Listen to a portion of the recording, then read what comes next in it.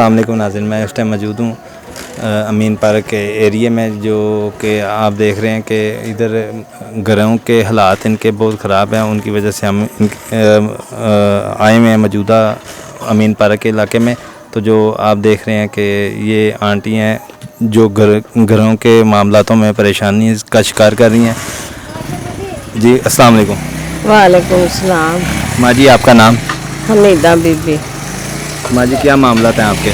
बस हालात बहुत साढ़े खराब ने, ना कोई सानू घूमन दे रही है, ना कोई भैन भरा दे रहा। रोटी असी मुश्किल खा रहे हैं, आटा महंगा, चीनी महंगी, घ्यो महंगा। किहड़ी चीज़ लियाने दूसरी मुक्की होंदी वो लैन जाने, महंगी होंदी वापस आ जाने। रोटी खान तो आवाज़ार आ, रोटी भी नहीं मिलती ठीक तरीके के नाल। दो मेरियां तीन नौवां ने, इन्हां दे 5 एक दे बच्चे ने, 2 एक दे ने, 4 एक दे ने। बेटी मेरी नूं कैंसर है, असी नहीं फोल्ड कर सकते, ना किराया कर सकने, ना घर दे मामले सही कर सकने। हुकूमत नूं चाहिदा गरीबी गुरबत दूर करे ते गरीबां दी इमदाद करे, ते आटा सस्ता करे, पेट्रोल सस्ता करे। जो आ तमाशा इन्हां ने हुकूमत ने बनाया है, ए बेनजीर दा कार्ड बनदा पिया, ए फलाने दा बनदा पिया, टमकाने दा, ते कोई भी ना सानू इमदाद मिली हजे तक, ते ना सानू कोई मैसेज आया, ते ना सानू कोई पैसा मिलिया हजे तक। किसे बेवा औरतां नूं साडे महल्ले दे विच किसे नूं भी नहीं मिलिया 1 रुपया भी, कि असीं किवें गुरबत नाल घोल लै। साढ़े हालात बिल्कुल खराब ने। खोखटोन बादी है, कच्ची बादी रावी का इलाका है, तो असी जो बारिश आती डुब जाने तो लोगों को मंग मंग के खाने, पर हुकूमत ने अजे तक साडा कुछ नहीं किया। तो माँ जी ये जो कार्ड आपको दिया हुआ है, ये बेनजीर कार्ड, इसमें से आंदे ने कह जाते ने, दे जाते ने, कुछ नहीं कर रहे साडे नाल। होर सिफारिश वालों पैसे दे रहे हैं, जिन्होंने जिन्होंने वड्डे वड्डे लोगों सिफारिशों नाल दे रहे हैं, उन्होंने पैसे दे जा रहे हैं।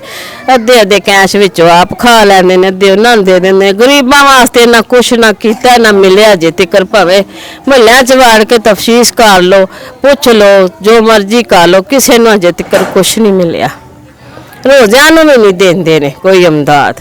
लैन जाओ तो गोले वट्टे मार देन, मंगन जाओ। अब आप इस बारे में हुकूमत को क्या क्या पैगाम देना चाहते हैं? पैगाम ये देना चाहनी हाँ कि जेड़ा भी खलोवे अपने हक ते खलोवे, नीयत ते खलोवे, और गरीब बंदे दा तफस करे, और महंगाई घट करे। गलियां विच असी पैप लवाए जावन, असी जिदों इलाके विच बारिश आंदी डुब जाने, बहुत सानू ना नुकसान साडे हुंदे ने।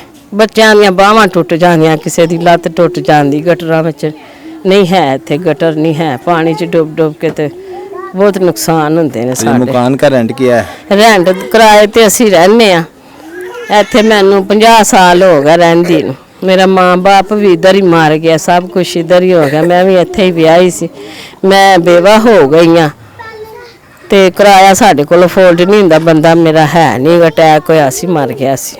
6000 किराया मेरे को, किराया देवां, बत्ती का बिल देवां, ਜਾਂ कोई खाइए, असी कुछ नहीं साढ़े को अफोर्ड नहीं हो रहा इस टाइम। असी बहुत गरीब होए पे हैं। तो इधर फैमिलियाँ कितनी रहती हैं आपके घर में? हमारे घर में 3 फैमिलियाँ हैं। 3 फैमिलियाँ? हाँ। तो रेंट कौन देता है? तीनों रल के देने। हाँ जी, रल के। काम क्या करते हैं आपके? अभी 5 महीनों का असी किराया देना है। कोरोना वायरस जो चली सी ते असी बहुत मुश्किल नाल ना असी रोटी भी खाई सी, मांग मांग के दरबारों लिया के रोटी खाधी सी। सानू किसी ने कोरोना वायरस का कुछ भी नहीं सी दिता इमदाद, ना कोई काम सी, हड़तालां सी, बिल्कुल असी आवाज़ार सी, भुखा का शिकार बने हुए सी। असी साडी किसी भी इमदाद नहीं की, मैं कहना चाहनी हूँ।